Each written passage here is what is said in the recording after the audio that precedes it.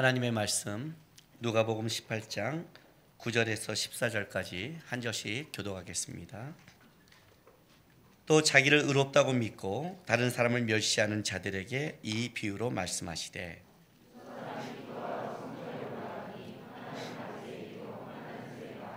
바리새인은 서서 따로 기도하여 이르되 하나님이여 나는 다른 사람들 곧 토색, 불의, 간음을 하는 자들과 같이 아니하고 이 세리와도 같이 아니함을 감사하나이다.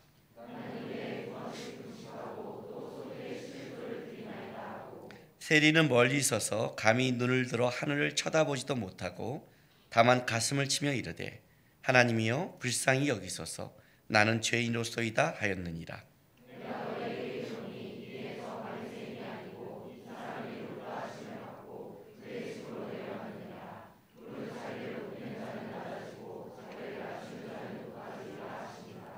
아멘.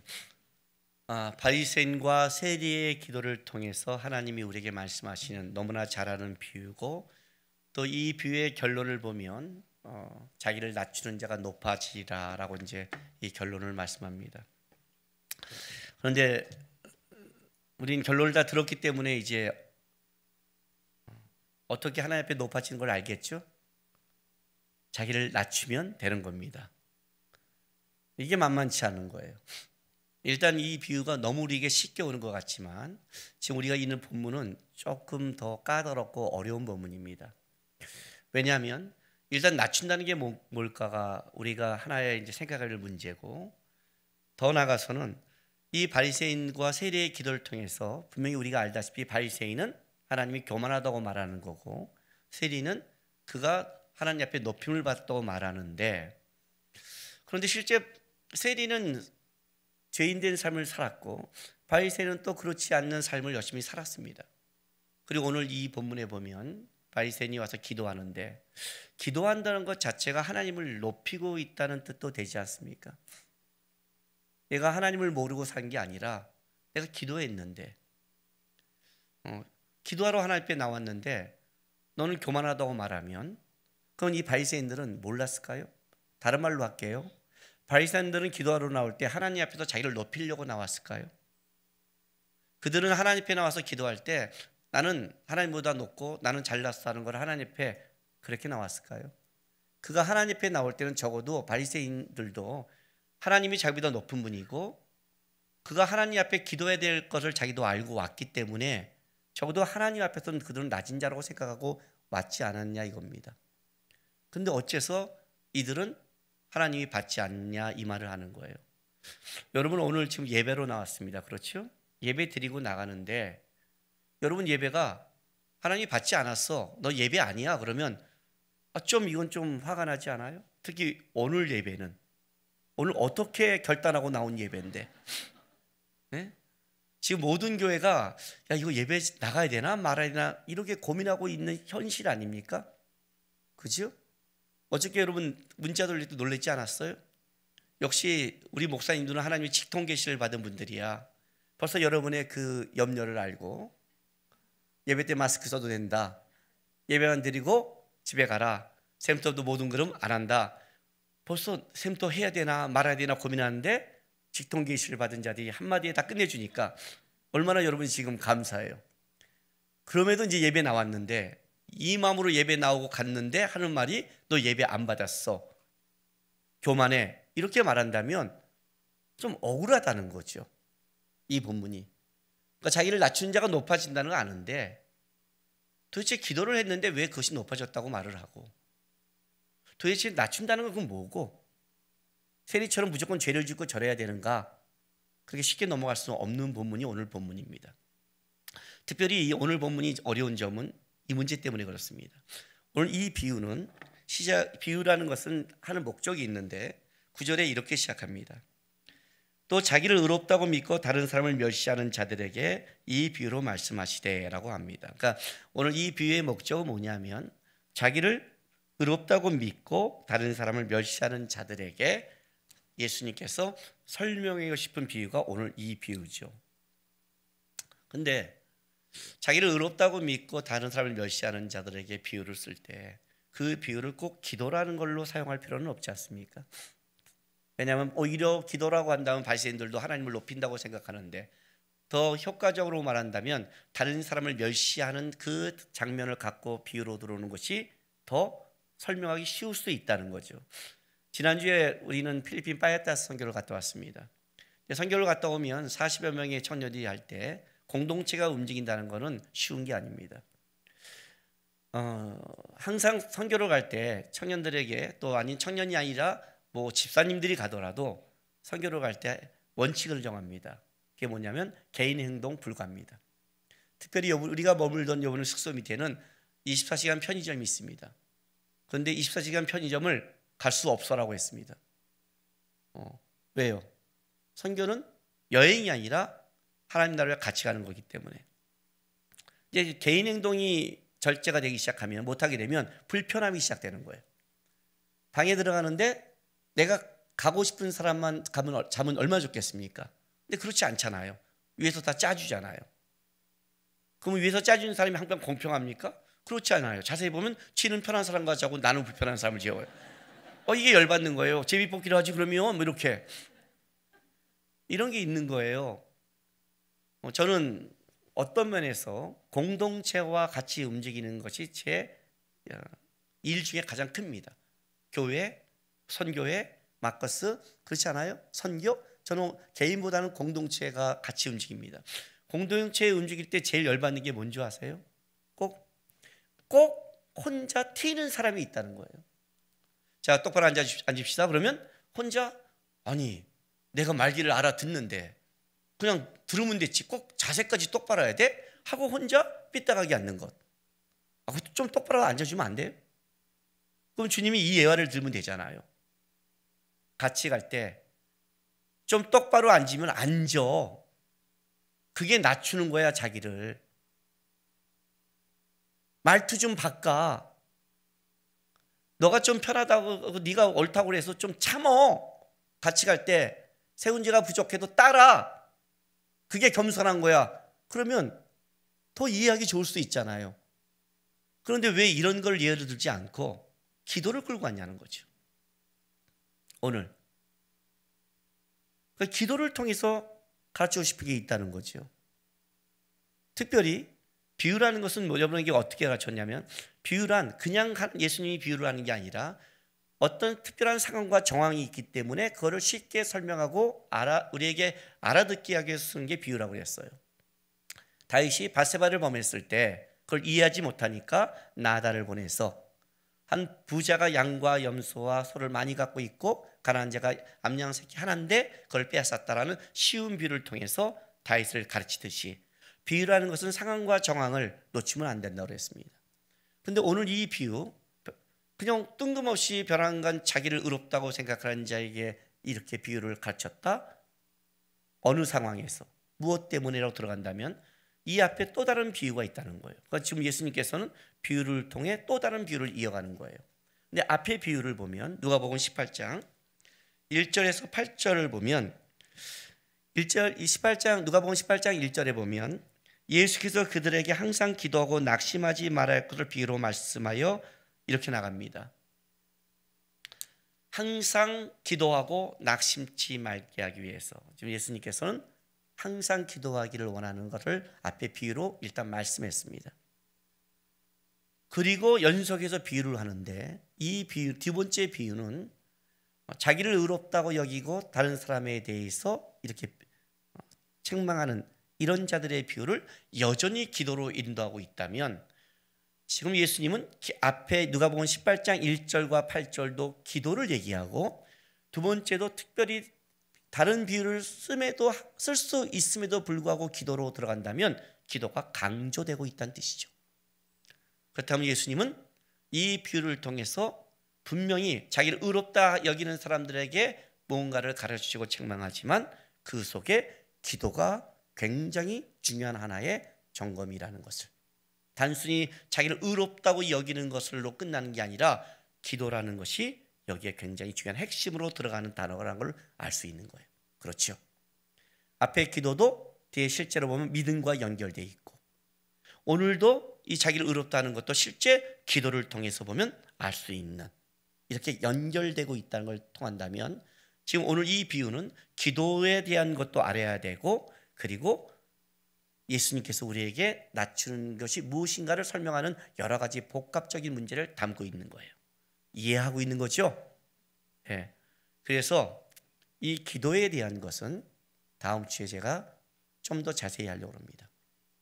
오늘은 일단 이 본문의 흐름 속에 있는 자기를 낮추는 것이 무엇인가에 대해서 예수님이 이렇게 끌고 가고 있는 것을 우리가 좀 살펴봐야 돼요. 근데 일단 이 비유는 앞에 있는 정황을 분명히 봐야 된다고 그랬습니다. 근데 그 앞에 뭐가 있느냐? 비유가 연속적으로 이어지고 있는 그 앞에는 누가복음 17장 22절부터 37절까지의 이야기를 담고 있습니다. 일단 누가복음 17장 22절, 23절을 좀 읽어보면, 앞에 잠깐만 읽으면, 또 제자들에게 이르시되 때가 이르리니 너희가 인자의 날 하루를 보고자 하되 보지 못하리라. 사람이 너희에게 말하되 보라 저기 있다, 보라 여기 있다 하리라. 그러나 너희가 가지도 말고 따르지도 말라. 번개가 하늘 아래 이쪽에서 번쩍이 하늘 아래 저쪽같이 비침같이 인자의 자기 날도 그러하리라.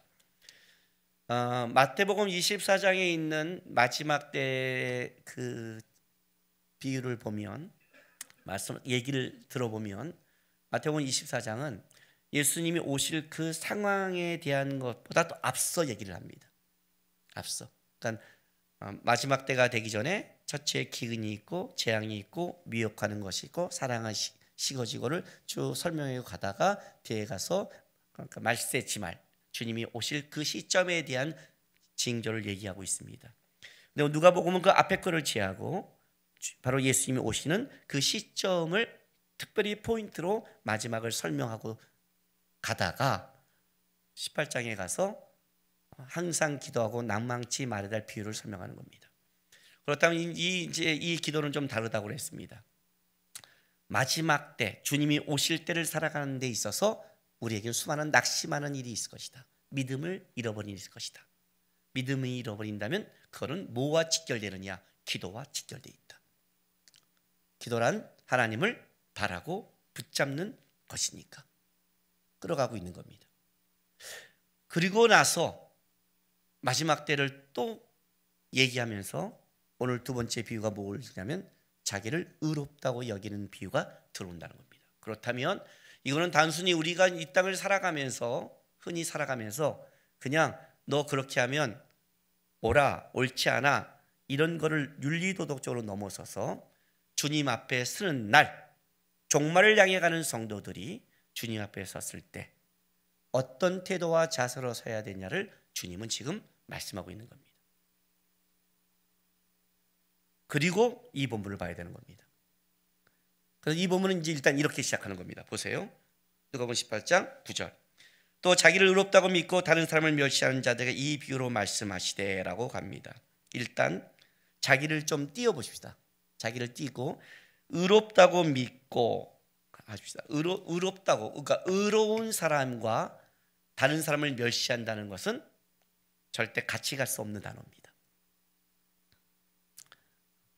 진정히 의로운 사람은 다른 사람을 멸시하는 게 아니라 다른 사람을 세워준다는 거죠. 그렇죠? 다른 사람들에게 어떠한 태도와 자세를 갖고 있는가를 점검해 보면 내 속에 뭘 붙잡고 있냐를 점검할 수 있는 거죠. 실제로 본다면 우리가 같이 가고 있는 데서 저 사람보다 내가 더 잘할 수 있고 못할 수 있지만, 저 사람이 실수할 수 있고 내가 더 바르게 볼 수 있지만, 내가 더 일을 잘한다 못한다를 떠나서 내가 더 의롭다 너가 그렇지 않다는 다른 논리가 되는 거예요. 근데 우리는 참 재밌는 게 뭐냐면 내가 뭔가를 좀 잘하고 내가 모르는 걸 좀 더 훌륭하게 전다면 그게 자기가 의롭다고 여깁니다. 여러분 다 그래요. 전도여행 가서 일하다 보면 재밌어요. 전도여행 갔을 때 선교여행을 준비할 때 가장 빛나는 디스크 검사의 유형이 누군지 아십니까? C입니다. 일 처리를 착착착 합니다. I는 별로 도움이 안 됩니다. I는 별로 도움이 안 됩니다. 일 처리를 할 때는 그렇다는 겁니다. 그러나 같이 모였을 때는 가장 재수없는 유형이 C일 수 있습니다. 그때 빛나는 자는 아입니다. 사람과 사람의 관계를 이렇게 만들어 가야 되는데 거기서 분석하고 있으면 걔랑 누가 말하고 싶겠어요? 그렇죠? 그거는 성향이고 그건 어떤 일 처리의 달란트의 방법이지, 내가 일 처리를 잘하기 때문에 내가 더 의롭고 너가 더 잘못했다고 말할 수는 안 되는 겁니다. 이걸 신앙의 기준으로 들어올 수는 없는 겁니다. 이 문제는. 그러니까 일단은 의롭다는 것과 다른 사람에 대해서 책망하는 건 다른 논리입니다. 근데 그 일이 벌어지는 거죠. 왜 이런 일이 벌어지는 거죠? 왜 그것이 우리의 의로 자꾸만 올 수밖에 없는가를 예수님이 말하는 거예요. 그러면서 예수님께서 이 기도를 통해 결론을 일단 이렇게 내립니다. 결론을 좀 우리가 알고 들어가면 좀 편하니까 18장 14절로 가겠습니다. 내가 너에게 이르노니 이에 저 바리새인이 아니고 이 사람이 의롭다 하심을 받고 그의 집으로 내려갔느니라. 무릇 자기를 높이는 자는 낮아지고 자기를 낮추는 자는 높아지라 그래요. 의롭다 하심을 받고, 의로운 자가 아닙니다. 일단 하나님이 의로운 자가 의롭다 하심을 받은 겁니다. 역임을 받은 거예요. 칭의죠, 일종의. 이것은 의롭다고 용납될 만하다고 하나님이 판단하다, 이런 의미를 가지고 있습니다.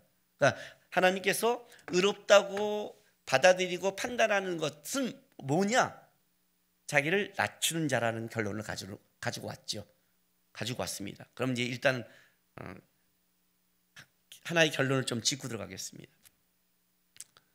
앞에 지금 누가복음 17장의 얘기를 하고 있냐면 종말에 대한 가고 있습니다. 종말에 대한 얘기를 한다는 건 어떤 뜻을 가지고 있냐면 우리의 인생은 결국 판단자, 심판자 앞에 쓴다는 겁니다.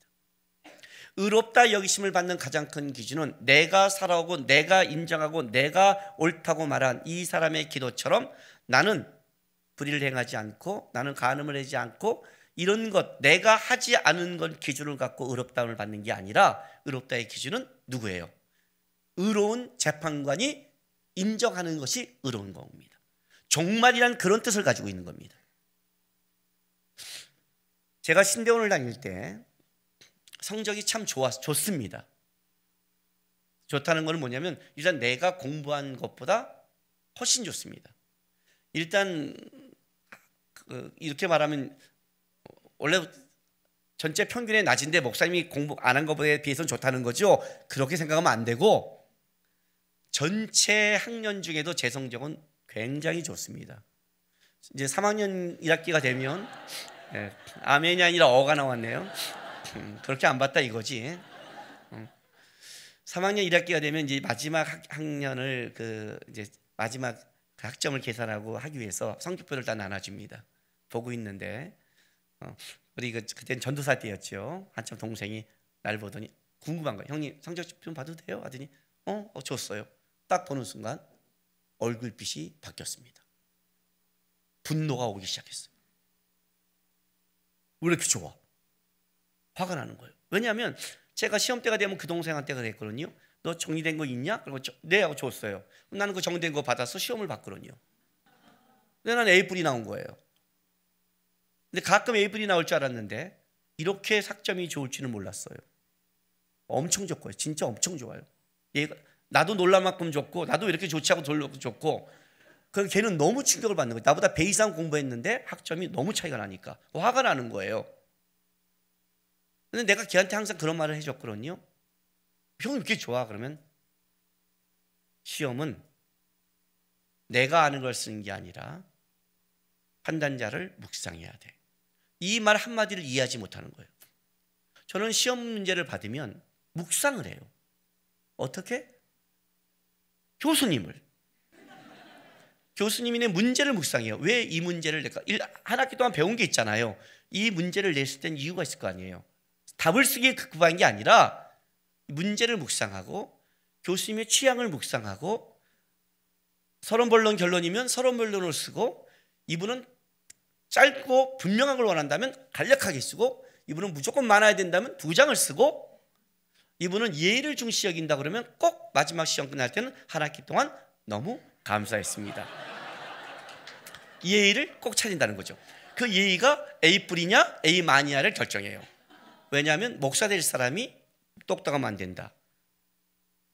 가르침에 대해 감사가 있는데 그 꼭 말로 해야 돼? 말로 해야죠. 시험인데. 무슨 시험관이 알아주기로 하는 게 있어요.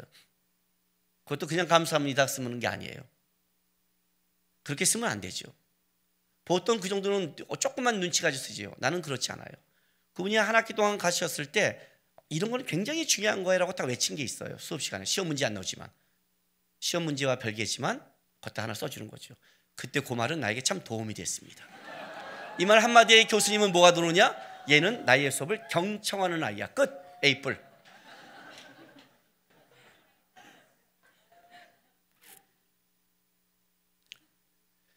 종말을 앞에 설명했다는 건 무슨 뜻이냐면, 주님이 오신다고 설명한 건 무슨 뜻이냐면, 너가 살아가는 삶 속에 심판이 있고 하나님 앞에 서야 된다는 게 있는데, 거기에 가장 중요한 것은 원리는 네가 뭘 했냐가 중요한 게 아니라 이 심판관이 원하는 기준이 있다는 거예요. 네가 보기에 의롭다고 말하는 기준이 아니라 심판관이 어떤 것을 의롭게 여겨주는 것. 다른 말로 할게요. 칭의, 의롭게 여김이라는 것은 어떤 사람도 의로운 자가 없다는 뜻이에요. 어떤 사람도 의로운 자가 없어요. 의로운 자가 없는데 의롭다고 여긴다는 것 자체가 벌써 오답이에요. 무슨 말인지 아세요? 바리새인들의 가장 큰 착각이 그거잖아요. 율법은 이룰 수 없는데 율법을 행했다고 생각하니까 착각이죠. 답이 이렇게 나와야죠. 답이 없는데요. 방법이 없는 데가 정답인데. 하나님이 원하시는 답은 뭐예요? 다른 답을 갖고 있다. 기준이 있다. 이건 종말에 관여하는 거란 말이죠. 자기를 의롭다고 여기는 게 중요한 게 아니에요. 하나님이 의롭다고 여기는 자의 삶이 중요한 거예요. 근데 자기를 의롭다고 여기는 자의 삶의 특징이 뭐냐면 뭐예요? 뭘로 점검한다고요? 다른 사람을 멸시하는 걸로 드러나는 거죠. 왜 이런 현상이 드러나를 찾아보는. 그래서 이제 기도라는 게 도용되기 시작했어요. 기도를 설명하는 게 하나님이 빠르니까. 보세요. 이 바리새인의 기도를 볼게요. 10절부터 12절 볼게요. 두 사람이 기도하러 성전에 올라가니 하나는 바리새인이요 하나는 세리라. 유대인들은 세 번 기도하죠.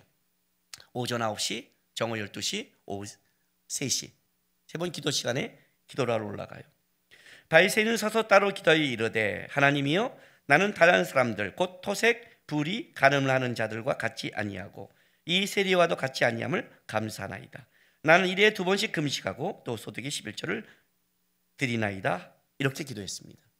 일단은 서서 기도한다는 것은 이건 교만한 게 아닙니다. 오늘 여기 세리의 기도도 13절에 세리는 멀리 서서라고 해서 세리도 서서 기도합니다. 유대인들은 서서 기도하는 것이 당시의 기도의 모습이었습니다. 근데 이제 기도하는데 11절에 봤더니 이 바리새인이 하는 감사 기도가 이런 기도를 하고 있습니다. 나는 다른 사람들 곧 토색, 불의, 간음을 하는 자들과 같이 아니하고 이 세리와도 같이 아니함을 감사한다는 거예요. 이 사람의 감사의 조건이 뭐예요? 다른 사람과 같지 않음을. 나는 토색하고 불의하고 간음하지 않음을 감사했다는 겁니다. 이게 이 사람의 감사의 조건이에요. 그리고 이 사람이 감사 기도고 이 사람이 또 감사의 조건을 뭘 끌고 왔냐면 이걸 끌고 왔어요. 나는 일주일에 2번 금식을 하고 11조를 냅니다. 그럽니다. 우리 원래 율법에는 일주일에 2번 금식하라고 얘기하지 않았습니다. 그건 유대인들이 만들어낸 겁니다. 왜 일주일에 2번을 했냐면 보통 월요일하고 목요일을 했는데 그들은 월요일과 목요일을 어떻게 생각하냐면 모세가 시내산에 올라갈 때를 월요일로 봤고 내려올 때를 목요일로 봐서 모세가 시내산에 올라가고 내려온 그날을 금식하는 날로 자기가 정한 겁니다. 말씀을 받으러 갈 때와 말씀을 가지고 내려올 때 나름대로 멋있죠? 금식했습니다. 그리고 11조를 했습니다. 11조 좋죠. 해야죠. 근데 이제 이 사람이 갖고 있는 기도 제목을 자세히 들어가 보면 이 기도 제목 속에 다 뭐가 있냐면 자기가 한 것, 자기가 받은 것, 여기에 대한 감사 조건을 가지고 있다는 뜻입니다. 기도에. 이해가 되세요? 이 말이 지금 어떤 건지?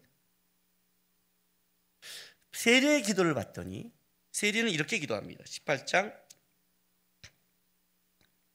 13절 보세요. 세리는 멀리서 감히 눈을 들어 하늘을 쳐다보지 못하고 다만 가슴을 치며 이르되 하나님이여 불쌍히 여기서 나는 죄인으로소이다 하였느니라. 자, 하나님이여 불쌍히 여기소서 나는 죄인으로소이다 이렇게 했습니다. 그러면 우리는 생각이 이렇게 생각할 수 있습니다. 그렇지, 세리는 잘못했으니까. 그렇죠? 잘못했으니까. 하나님 앞에 나와 세리니까. 그러니까 당연히 죄인이라고 말했겠지라고 이렇게 간단히 넘어갈 문제는 아니라는 겁니다. 일단 중요한 건 이런 문제를 가지고 있습니다. 세리도 기도하러 왔다는 겁니다. 여러분, 기도하러 왔다는 게 무슨 뜻입니까? 여러분, 예배하러 왔다는 게 무슨 뜻이죠? 하나님을 보러 온 거죠. 하나님을 보러 온 거죠. 그렇죠. 오늘 18장 10절에 볼게요. 두 사람이 기도하러 성전에 올라가니 하나는 바이새니요 하나는 세리라. 자, 두 사람이 성전에 올라갔습니다. 성전은 어떤 곳이냐면 하나님을 만나는 장소입니다. 그게 성전입니다. 여러분이 교회에 와서 예배 드린다는 것은 어떤 의미를 갖고 있냐면 하나님을 만나러 온 겁니다. 하나님을 만나러 왔습니다. 하나님을 만나러 왔으면 누가 보여야 되는 거예요? 하나님이 보여야죠. 하나님을 만나러 왔는데 하나님이 안 보이면 이건 얘기가 좀 다르지 않습니까? 여러분이 예배하러 왔습니다. 분명히 여러분 예배 자리에 앉아 있어요. 근데 예배 자리고 앉아서 간 사람 앞에 너는 예배를 드리지 않았다고 말을 한다면 그 사람은 어떤 예배를 드린 거예요? 예배 의식만 참여한 거죠. 내가 아는 사람은 결혼식만 한 10번 정도 한 사람이 있습니다. 탤런트예요, 뭐. 그냥 드라마에서 한 거죠, 드라마에서. 근데 여러분, 결혼식만 하면 그냥 결혼입니까? 아니잖아요. 결혼이란 뭐예요? 관계 안으로 들어가는 거예요. 두 사람이 관계 안으로 들어가는 게 결혼이에요. 그죠? 그게 결혼이에요. 예배에 왔다는 것은 하나님의 관계 안으로 들어와야 된다는 뜻이에요. 내가 예배를 드렸다는 것은 하나님의 관계를 맺었다는 뜻이에요. 내가 성전에 온다는 것은 나는 하나님을 보고 관계를 맺겠다고 오는 거예요. 그게 성전에 오는 거란 말이죠. 근데 결혼식만 해버리고 나는 안 살아. 그건 말이 안 되잖아요. 예식만 참여하고 돌아가. 그건 말이 안 되잖아요. 성전에 와서 하나님을 봐야 돼요. 하나님을 보면 어떤 일이 벌어진 줄 아세요? 하나님을 만나면 어떤 일이 우리 안에 생긴 줄 아세요?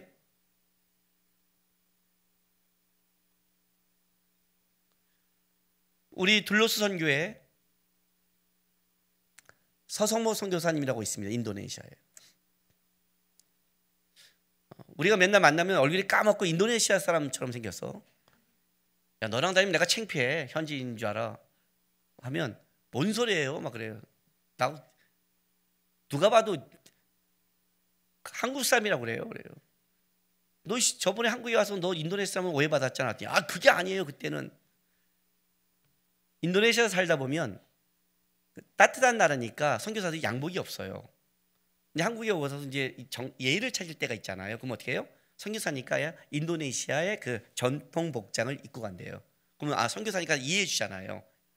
그래서 자기도 그때도 이제 전통 복장을 입고 버스를 타고 가는데 걷다가 이제 수염까지 길렀어요. 그 당시에는. 왜냐면 인도네시아 사람은 수염이 있어야 어른 대접을 하니까. 그러고 가는데 자기 뒤에 있던 아주머니가 내렸어요. 내렸다가 한 3정거장 더 갔는데 그 아줌마가 다시 탄 거예요. 택시 타고 와서. 왜 탔냐니까 지갑을 잊어먹었어요.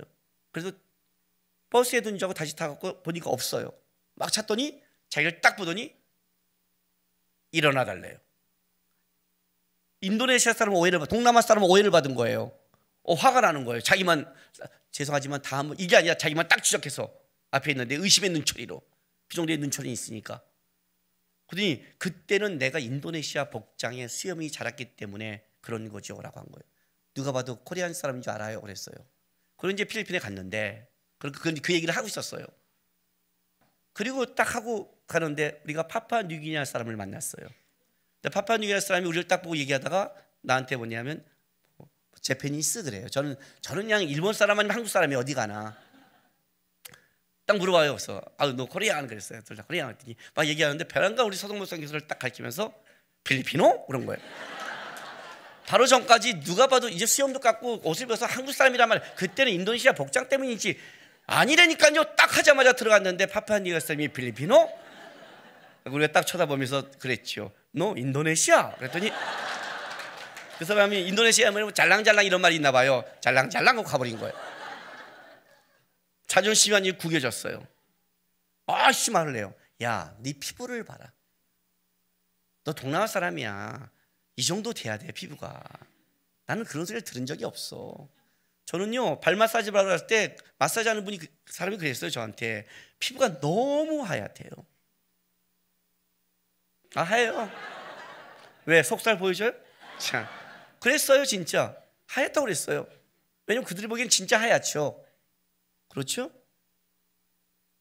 하얀 쪽에 들어가요. 저는. 그런데 백인이 나타났어요. 제가 하얘요? 나는 황인종이에요. 황인종 중에 하얀 거에 불과하지 진짜 하얀 사람이면 나는 들어갈 축에도 못 껴요. 우리끼리 하얗다는 거예요. 하얀 백인 앞에서는 우리는 하얀 축에 못 들어가요. 기도하러 하나님 앞에 와서 기도는 누구를 보는 거예요? 주권자를 만나는 거예요. 하나님을 만나요. 하나님을 만나면 누굴 보는 줄 알아요? 절대적인 의를 보는 거예요.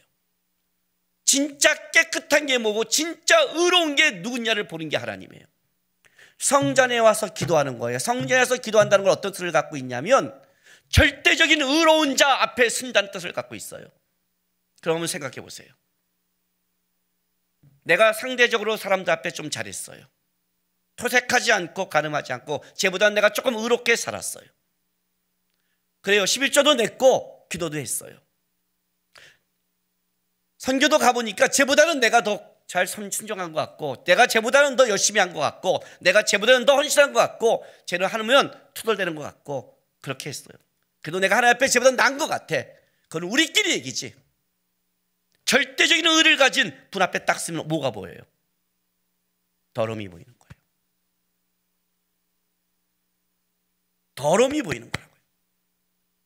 성전에 올라가서 하나님을 만나는데 어떻게 하나님 앞에서 자기 의를 말할 수 있어? 이건 생각이 없는 놈이죠. 하나님을 안 보고 있다는 뜻이잖아요. 진짜 기도가 나오는데 어떻게 그 기도가 내가 한 일을 말할 수 있어요?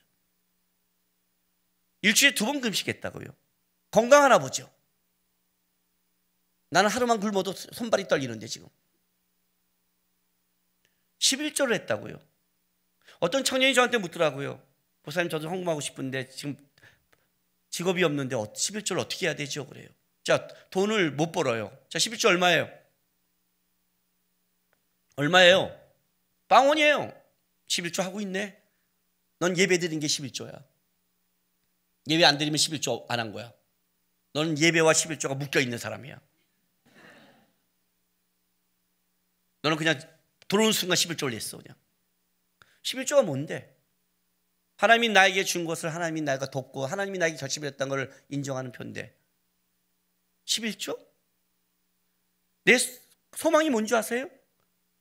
이 지구에서 11조를 제일 많이 내고 싶은 사람이 되고 싶어요. 저는요. 저는 11조를 한 달에 1,000억씩 내고 싶어. 하나님 앞에. 그럼 1조 본다는 거냐 한 달에? 아니 11조를 1조 내고 싶어. 이게 뭔 소리예요? 11조를 많이 낸다는 게 무슨 소리예요? 이게 지금 얼마나 어마어마하게 줬다는 소리 아니에요? 하나님이 자기에 준 건데.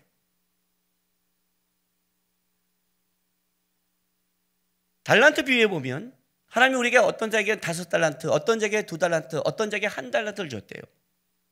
1달란트 받은 자가 죽어라고 배로 헌신해도 200%밖에 못 남겨요. 쌍꺼풀이 터지면서 낮잠 안 자고 300% 헌신해서 3달란트 남겨도 5달란트가 그냥 놀면서 하는 것을 못 따라가요. 땅에서 비교할 수가 없는 거예요. 그 결실과 열매가 하나님의 은혜 아니면 맺을 수 없는 거거든요. 사람끼리야 어떤 때는 착각할 수 있죠. 만나면 내가 쟤보다 더한 것 같고, 내가 쟤보다 더 노력한 것 같고, 쟤보다 잘 맺는 것 같지만, 그거는 사람끼리 이기고 하나님 앞에 섰을 때에는 그게 보여야죠. 나에게 준 재능과 도움과 은혜가 하나님 안에서 주어졌다는 걸 보게 되잖아요. 그러면 하나님 앞에서 뭐가 나오냐면, 먼저 하나님이 나에게 주는 감사의 기도가 나와야 되는데, 이놈은 하나님 앞에서도 감사의 기도가 아니라 내가 토색하지 않고, 내가 가늠하지 않고, 내가 나왔다는 것은 이는 하나님을 안 보고 있다는 뜻을 가지고 있는 거예요. 안 보고 있는 거예요. 감사의 조건이 틀어져 있는 거예요. 하나님이 안 보이는 거예요. 세례의 기도 속에 가장 중요한 건 이거예요. 나는 죄인으로서가 뭐예요? 하나님 앞에 서면 첫 번째 보이는 가장 큰 게 뭐냐면, 나를 구원하시는 하나님의 은혜를 보거든요. 내가 얼마나 더럽은 존재인 걸 알게 돼요. 내가 얼마나 모자란 존재를 뼈저리게 알게 되는 거예요. 하나님 앞에 기도를 한다는 건 하나님 앞에 쓴 거고, 하나님 앞에 쓴 사람은 누구든지 이 땅 가운데 뭐냐면 자기의 부족함을 처절하게 고백하는 거예요. 하나님 앞에 안 쓰고 있다는 거 아니에요. 성전에 올라갔는데 왜 예수님께서 기도의 분무를 끌고 왔는지를 이해하셔야 돼요. 왜 성전을 끌고 왔는지 이해해야 돼요. 이거를 만약에 다른 부분을 하면 얘는 상대적인 의의에 묶여있는 애기 때문에, 그러면 저 잘못한 걸 용서하란 말이야? 잘못했잖아. 나는 그 잘한 게 있잖아. 여기서 벗어나지를 못해요. 절대적 의의 앞에 세우는 거야. 그래? 그럼 네가 성전에 올라가서 하나님 앞에 쓸 때는 어땠냐는 거예요. 어땠느냐? 하나님 보고 있니? 다른 말로 할게요. 예배는 하는데 하나님은 보고 있니? 기도를 하는데 하나님은 보고 있는 거니 너희? 하나님을 본다면 그럴 수 없지. 하나님을 본다면 그따위 말과 그따위 태도와 그따위 거는 나올 수 없지. 적어도 하나님 앞에 쓸 때는. 다른 데서는 사람끼리는 그럴 수 있어. 그러나 네가 하나님 앞에 무릎 꿇을 때는 절대 하나님 앞에 의를 못하지. 마태복음 7장의 이야기처럼 주님 앞에 섰을 때, 내가 주의 이름으로 선지자로 했고 주의 이름으로 많은 귀신을 쫓았고 주의 이름으로 권능을 했습니다. 주의 이름으로? 내 이름으로? 내가 준 걸로? 그게 자랑이 돼? 감사가 돼야지. 그게 어떻게 자랑이 돼? 정신 못 차리고 있는 거죠. 그러니 자기를 의롭다고 여기는 거예요. 하나님을 보지 않는다는 거죠. 하나님을 보지 않는 자가 그건 특징을 드러낸 거예요. 그럼 어떻게 자기를 낮춰요? 낮추려며. 그죠? 오늘 본문이 이거잖아요. 자기를 낮추는 자. 그러면 이제 오늘부터 기도할 때 이렇게 말해야 돼요? 주님, 저를 불쌍히 여기소서. 저는 죄인입니다. 말로만?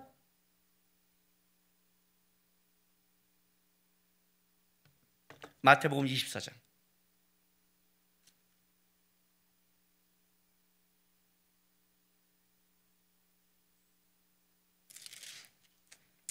3절부터 재난의 징조에 대해서 제가 성경을 읽어드릴게요. 24장 3절부터 13절까지 제가 읽겠습니다.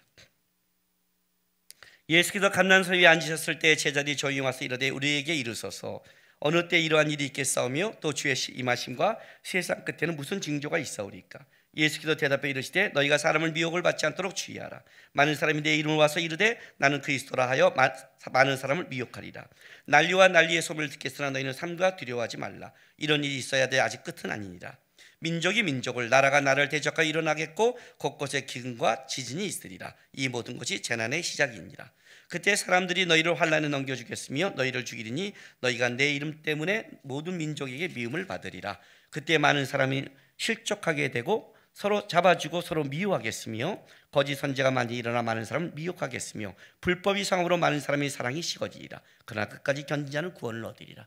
지금 어쩌면 우리들은 이 느낌이 좀 요즘 더 피부에 와닿죠. 멀리 갈 게 아니라 최근에만 봐도 필리핀에, 멕시코에 화산이 곳곳에 터지고 지진이 지금 일본에도 일어났고, 그죠? 재난이 일어나고 곳곳에 전쟁이 있고, 그 다음에 전염병부터, 이거 지금 장난이 아닌 시대를 살아가잖아요. 그는 한 달 사이에 지금 난리와 난리, 소문에 소문을 듣는 시대를 살아가잖아요. 근데 재난의 끝이 아니라 이 징조가 먼저 벌어져요. 근데 그 사이에 뭐가 있냐면 12절에 봤더니 불법이 성함으로 많은 사람이 사랑이 식어진대요. 불법이 성함으로 많은 사람이 사랑이 식어진다. 불법, 세상이 그걸 불법이라고 말하지 말고 하나님의 법이 의로운 법이라면 하나님을 떠난 모든 것이 불법이겠죠. 사랑이 식어진대요. 그런데 자, 디모데 후서 3장 1, 2절 보겠습니다. 345쪽.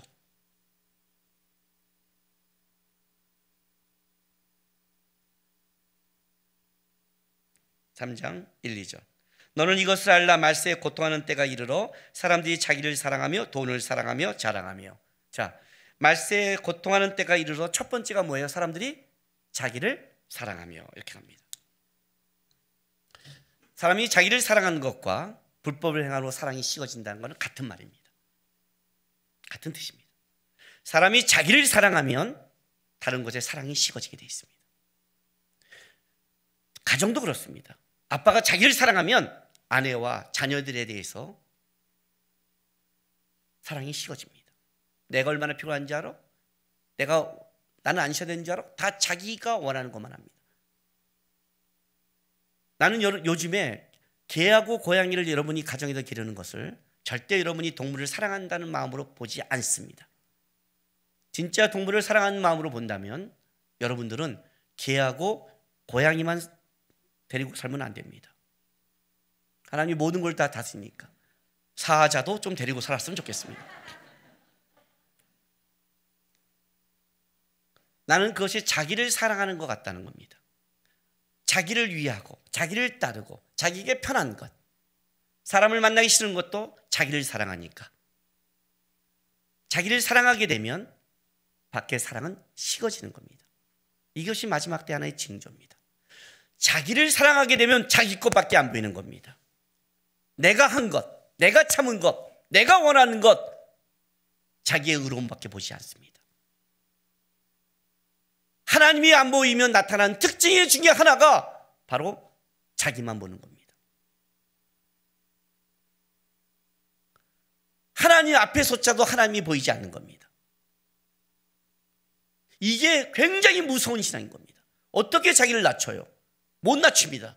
인간은 겸손할 수 없다고 얘기했잖아요. 인간은 그렇게 태어나지 않습니다. 인간은 볼수록 상대주의고, 인간은 낮추자 그래도 입으로는 낮추지만 어떻게 낮춰야 되는지 모르는 게 인간이 갖고 있는 썩속입니다.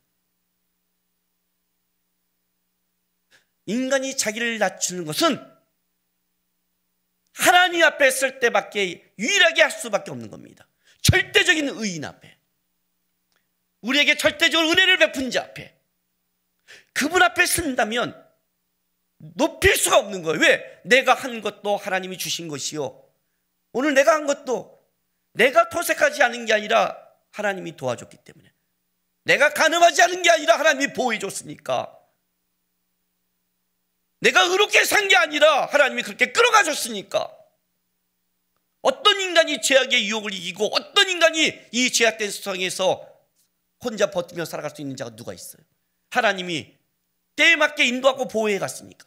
그게 하나님의 앞에 서면 보이는 거예요. 하나님 앞에 서기 전까지는 몰라요. 하나님 앞에 서기 전까지는 쟤는 왜 저러지? 왜 저걸 못하지? 이렇게 말하지만, 그건 내가 잘한 것 같지만 실제 하나님 앞에 서면 내가 이렇게 버티고 살아간 것도 하나님의 도움이었고 은혜였고 감사였다는 걸 깨닫게 되는 거예요. 내가 얼마나 하나님 앞에 죄인이었다는 걸 보게 되는 거예요. 주신 은혜가 얼마나 많은데 내가 지켜간 것보다 못 지켜간 것이 보이기 시작하는 거예요. 하나님, 나는 죄인입니다. 5달란트를 줬음에도 1달란트 준 자보다 더 내가 충성되지 못했습니다라고 고백할 수 있는 게 하나님 앞에 서서 나온 고백이라는 거예요. 근데 그 하나님 앞에 서서 하나님이 보이지 않으면 자기 의를 고백하는 거죠. 그게 점검이 되는 거예요. 예수님께서 지금 마지막 예루살렘 여행을 가시는 거예요. 십자가를 지러 가시는 거예요. 그 십자가의 구원을 있으면 그분은 이 다음에 왕으로 오실 거예요. 종말에 관한 얘기를 하신 거예요. 나는 번개가 2편에서 첫 편까지 올지 나는 분명히 온다. 심판자로 올 것이다. 왕으로 올 것이다. 분명히 나는 올 것이다. 너희가 살아갈 때 명심해라. 자기를 의롭다고 여기는 자는 어떤 증상이냐면 다른 사람을 멸시하게 되고 하나님이 보이지 않는 거다. 그게 무서운 거다. 그 자가 낮아질 것이다. 어떤 자를 하나님은 의롭게 여기느냐? 이 땅을 살아갈 때 하나님 앞에 서는 자, 하나님을 바라보는 자, 하나님 앞에 가슴을 치는 자, 하나님 앞에 자기를 점검하는 자, 하나님 앞에서 자기를 돌아보는 자. 부족하고 죄인이기 때문에 죄밖에 못 지지만 자기가 죄인인 걸 인식하고 하나님을 바라보는 그 자가 내가 볼 때는 나는 그를 의롭다고 여기는 기준을 가지고 있다는 거예요.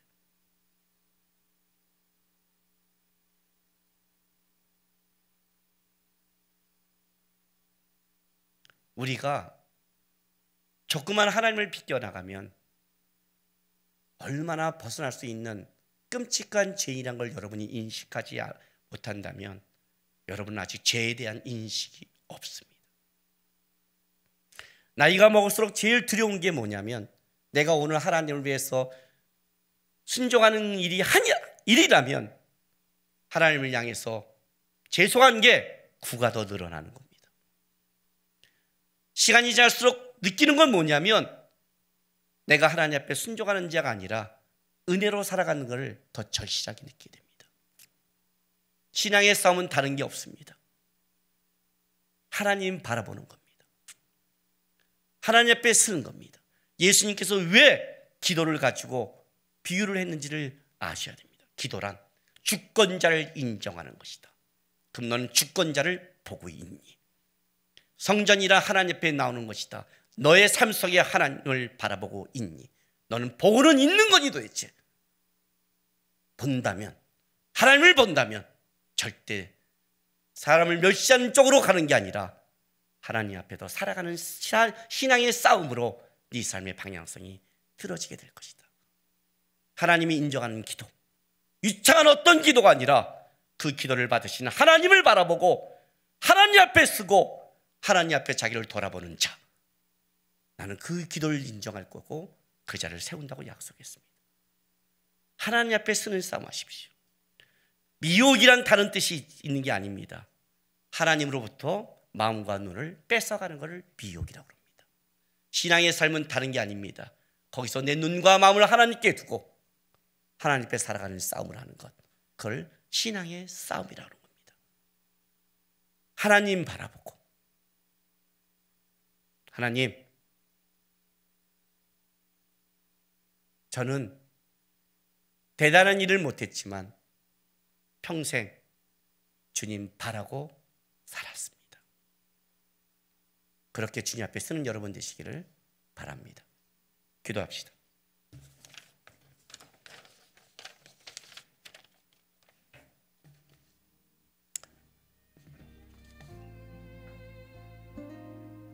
우리 아까 찬양 중에 최후 승리를 얻기까지 주의 십자가 사랑하리, 빛난 면류관 받기까지 험한 십자가 붙들겠네 그랬습니다. 주님을 바라보고 쫓아간다는 것은 험한 십자가를 붙드는 겁니다. 왜냐하면 내 거를 내려놔야 되니까. 내가 싫은 것, 내가 원하지 않는 걸 해야 되는 거니까 험한 십자가입니다. 그러나 주님이 부르실 그날까지 내가 주님 앞에 쓴다는 걸 기억하고 이 십자가 붙잡겠습니다. 다른 건 몰라도 내가 항상 주님 앞에서 살겠습니다. 다른 건 몰라도 내가 주님 바라보며 점검하겠습니다. 다른 건 놓쳐도 주님은 놓치지 않겠습니다. 제 인생에 주님은 항상 제 앞에 가신 분이었습니다. 하나님, 이렇게 살기 원합니다라고 시간 다 같이 다짐하며 고백하며 나가겠습니다. 기도하겠습니다. 거룩하신 아버지 하나님,